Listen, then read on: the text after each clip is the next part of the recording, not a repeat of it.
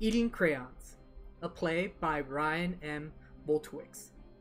Synopsis: Three people take a reflective look back on their experiences eating crayons. The cast includes Emily, Veronica, and Nick.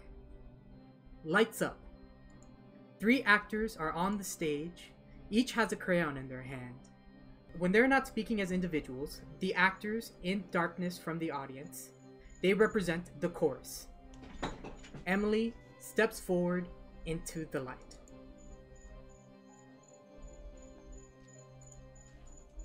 This crayon. This monster. Jungle green. The color of this crayon and the color of my face.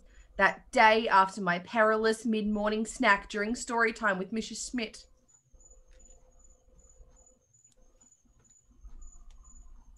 Jungle green, your tormentor, your fiend. I was 6 years old and I didn't know any better. My best friend Shelby let me borrow her new box of crayons, the special back to school 64 pack.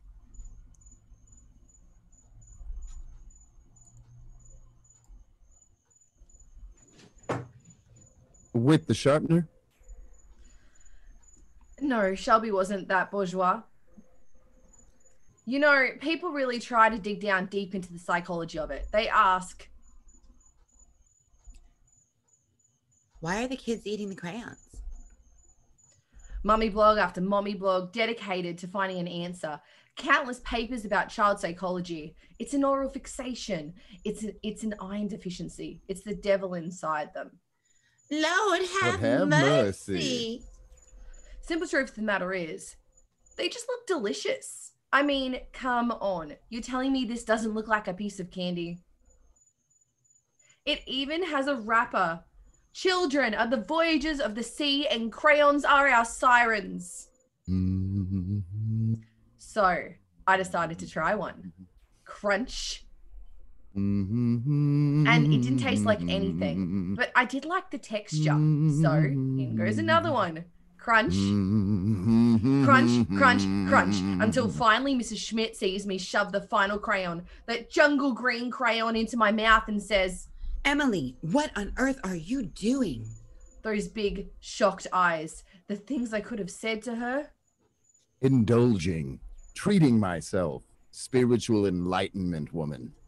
Instead, I just said, I'm just eating some crayons, Mrs. Schmidt. Then I spewed wax chunks and that morning's breakfast all over my desk. Taste the rainbow. The nurse said I was lucky. I could have gotten wax poisoning and died from an intestinal obstruction. I remember asking if I'd beaten the world record for the most crayons eaten. Kids care about the most trivial things. I lost two things that day, my breakfast and my best friend. Turns out Shelby wasn't too happy with me after I turned her 64 crayons into a mucky, colourful stomach paste. I betrayed her trust. 64 times. That kind of thing can really hurt a 6-year-old's reputation too. People started talking about me behind my back, saying I lacked integrity. Fellow 6-year-olds telling me I lacked integrity. And so I made a vow to never eat a crayon again. It was bad for my body, it was bad for my mind, and it was bad for my soul.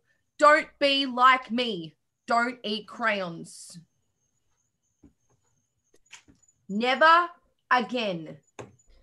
Never again. Emily returns to the chorus line. Veronica turns into the light and steps forward. It was an earth-shattering event for me.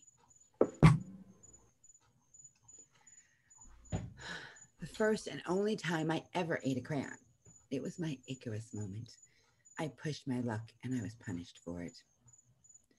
They had a name for me in the cafeteria. Veronica the Vacuum. Pass a few quarters my way and I'd eat anything for anybody. Mix some mayonnaise in your pudding. Give Veronica a taste. Soak your bologna in strawberry milk. Give Veronica a taste. Lunch lady hair lurking in your lasagna. Give Veronica a Veronica taste. taste. I know, disgusting. But it was like my superpower, and it made me a couple of bucks every week or so. To a kid, a couple of bucks feels like a couple of $100. Cha-ching. It made me popular. 2, kids care about that kind of thing. People knew I could eat any food they put in front of me without spewing it up. I was the belle of the lunchroom ball until little Randall Lincolns presented me with a new challenge. He walked right up to my lunch table with this smug little smile on his filthy face, pulled out a lint-covered crayon from his pocket, and said, You can eat anything? Bet you can't eat this crayon. Stupid little boy. You just challenged the monarch of munching, the deity of digestion, and your embarrassment, your execution will be swift and merciless. That's what I thought to myself as the crayon passed into my hand. An alloy orange crayon. It's either going to taste like the fruit or it's going to taste like a handful of pennies. I didn't realize at the time crayons are made of wax. Facts. Facts. Didn't matter what it was made of. Didn't matter how it tasted. I put that crayon in my mouth and I started chewing. Crunch. Then I swallowed. Then it was over. Cheering, applause, the works. I'd proven myself the apex predator of the cafeteria. Woo! Word spread how I gobbled that crayon like it was nothing. I was the girl who could eat anything, not just food anymore. I was living the high life until some teachers caught wind of me and what I was doing during lunch. Dun, dun, dun! They forced a confession. They made me tell them all about the nasty things I ate, including the crayon. The crayon that broke the camel's back. Somehow eating a crayon was just taking it too far. They made an assumption that I was pretty slow up here. They moved me into this special class.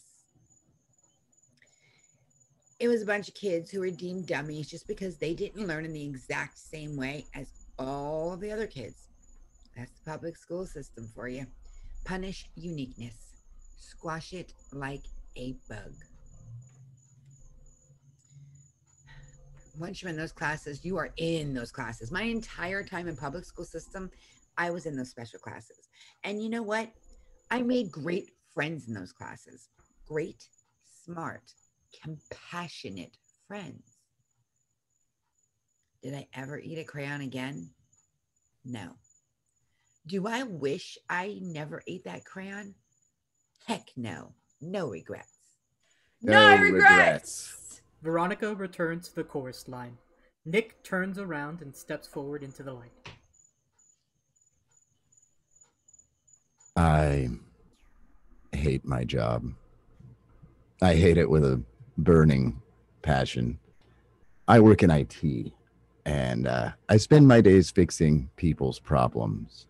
Really simple problems. I mean, a child could solve some of these problems. And whenever I have to deal with these frustrating, rude people, all I see is red. My boss is the worst one. He's an incompetent, ill-mannered ignoramus. He's always walking around chewing bubble gum with his mouth open. The sound. This one day, everything at work is going wrong. Wrong. And I head out to the parking lot to get a breath of fresh air, and I'm seeing the red. I mean, I'm really seeing the red. I'm sweating. My blood pressure's spiking. I can't see anything but red. But then time stops. Happier memories flow in. Happy memories of red.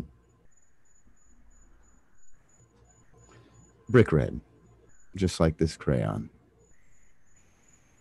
Crayons remind me of when I was an innocent, responsibility-free little kid with my baby fat and chubby cheeks. Aww. You know, I used to snack on these things, actually. It got so bad that whenever I wanted to color, I needed to be under parental supervision, the all-seeing eye of adults. You know, in most cases, eating crayons is harmless. Sure, you might get the tummy rumbles.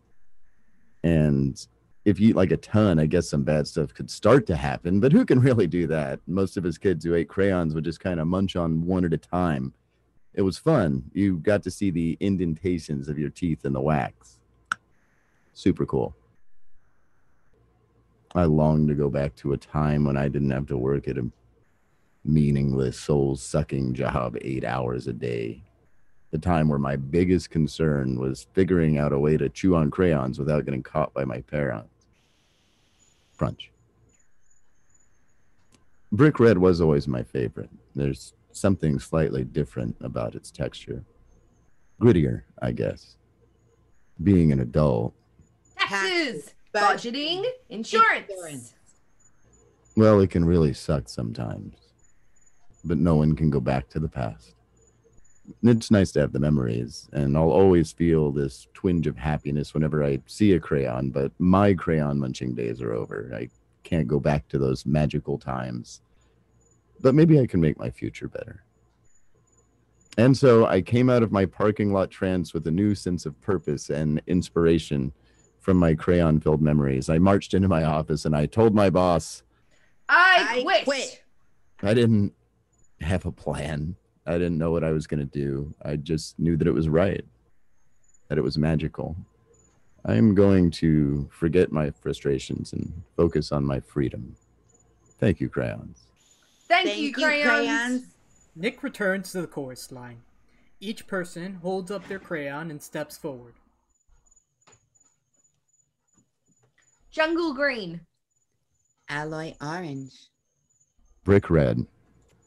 These are the crayons our childhood was made of. These are the crayons we played with. The crayons we colored with. A rainbow in a box. Sharp sticks of wax. Vivacious tubes of glee. Our imagination.